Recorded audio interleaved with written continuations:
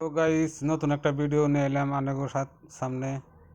যেমন এই যে করার ধার দিতেছি, করার ধার দিয়ে যে কি করুম অল্প পরে দেখাইতেছি।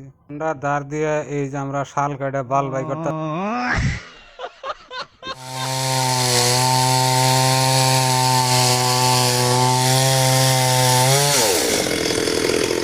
তো গাইস দেখতা শুনি আমরা কি করতেছি, হন্ডা দেখা এটা ঘুষি ঘুষি করতেছি, আমাকে খাইয়া কোনো কাম নাই।